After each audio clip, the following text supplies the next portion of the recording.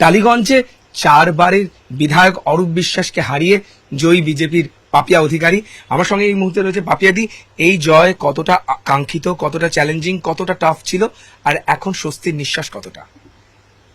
স্বস্তির নিঃশ্বাস তো ফেলা নেই যতক্ষণ না পর্যন্ত ও যা যা অপরাধ করেছে, যে সে অন্যায় করেছে, পুরো টালিগঞ্জ আমার কনস্টিটিউয়েন্সিকে সাথে, টালিগঞ্জ কনস্টিটিউয়েন্সির রাস্তাঘাট থেকে পার্ক, স্কুল বন্ধ করা থেকে আরো বহু কাণ্ড করেছে, এবং আমাদের সিনেমাকে যেভাবে নষ্ট করেছে, ধ্বংস করেছে, সিনেমা থিয়েটার যাত্রা, মানে আনপার্ডনেবল। মানুষ তো বুঝতে পেরে তো ওকে ত্যাগ করেছে।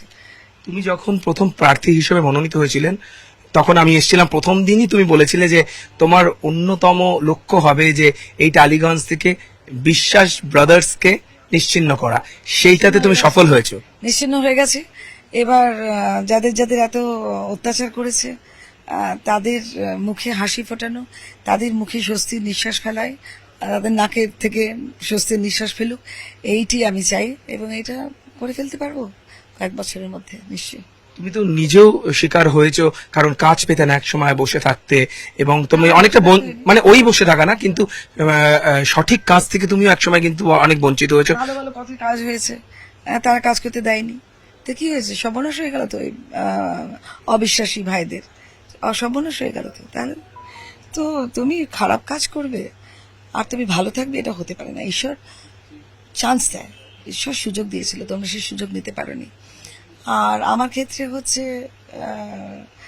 আমি শুধু বন্ধুদের কাজ করতে পেরেছি এই কটা দিন, তো বন্ধুদের কাজে তো আর সেভাবে রোজগার করা যায় না। তুমি জয়ের পর ফাইনালি কোন মন্ত্রিত্বের দাবি করবে? তুমি যেহেতু ফিল্ম ইন্ডাস্ট্রির সঙ্গে যুক্ত। দেখো, আমাদের সব থেকে বড় পার্টি, ভারতীয় জনতা পার্টি পৃথিবীর মধ্যে সব থেকে বড় পার্টি। তো আমাদের পার্টিতে আমরা নিজেরা কি চাই সেটা বড় কথা নয়। ওরা আমাকে এই সিটটা দিয়েছিলেন, এত বড় চ্যালেঞ্জিং, আমাকে বলেছিলেন যে you got to be the giant killer. তো আমি রাক্ষস বধ করেছি। এবার যদি কোনো মন্ত্রিত্ব ওরা মনে করেন যে আমাকে দেবেন, দেবে। তোমার চয়েস কোনটা?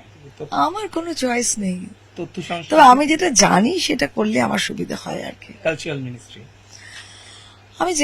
তোমরা তো জানো আমি কি কি জানি, সেই কাজগুলো আমাকে দিলে আমি ভালো করে পারবো আর কি। লাস্টলি যেটা বলা, তুমি শুরুতেই বলেছিলে যে উলুবেড়িয়ায় তোমাকে চক্রান্ত করে হারানো হয়েছিল, টালিগঞ্জে সেটা হবে না।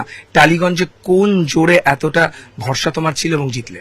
এটা আমার নিজের ঘর, এটা আমি ভূমিকন্যা, আমি মানুষগুলোকে চিনি, ইঞ্চিতে ইঞ্চিতে চিনি, আমি জায়গাটাকে চিনি। উলুবেড়িয়াতে সেভাবে চিনতাম না, আমি তো জানতাম না যে উলুবেড়িয়াতে এরকম হসপিটালের মধ্যে সমস্ত তরোয়াল থাকে, বাঁশ থাকে, লাঠি থাকে মানুষকে মারবার জন্য। এইটা তো আমি জানতাম না। এখানকার আমি সব জানি, মোটামুটি জানি। সো যে জায়গাটা আমার জানা, সেই জায়গায় যতই সহজ, যতই কঠিন কাজটা হোক না কেন, আমি জানতাম আমি সহজেই পারবো। তোমার বিদায়ী বিধায়ক বলেছিলেন যে টালিগঞ্জকে তিনি একটা মডেল কনস্টিটিউয়েন্সিতে পরিণত করেছেন, তো তুমি কি বলবে, টালিগঞ্জের জন্য কি কাজ করতে চাও? যদি সত্যি উনি মডেল কনস্টিটিউয়েন্সিতে পরিণত করেন, তাহলে তো লোকগুলো চলে যাবে কেন? ওনার মডেলেই থাকতে পারতেন। ওই লোকগুলো তো ওনার মডেলে থাকতে চান না। লোকগুলো তো কোনো এই বঞ্চনার মধ্যে, এত অন্যায়ের মধ্যে, এত অপবিত্রতার মধ্যে তো থাকতে চাননি। তাই জন্য আমার ইউএসপি হচ্ছে আমি খুব সিম্পল, তো ওই সিম্পলিসিটির সাথে মানুষ থাকতে চেয়েছে। শেষ, যে এই যে পশ্চিমবঙ্গে গেরুয়া ঝড়, এই গেরুয়া ঝড় নিয়ে কি বলবে তুমি? গেরুয়া ঝড় উঠেছে, পুরো বঙ্গে গেরুয়া ঝড় উঠেছে, বঙ্গের মানুষ জেগেছে। তবুও হিন্দু কনসলিডেশন এখন একটু কম হয়ে আছে, তো হিন্দুরা যদি একত্রে হয়ে যায় তাহলে তো nothing would be better for our West Bengal. অনেক ধন্যবাদ পাপিয়াদি। কথা বলছিলাম পাপিয়া অধিকারীর সঙ্গে। ক্যামেরায় শুভদীপের সঙ্গে মানুষ, নিউজ 18 বাংলা।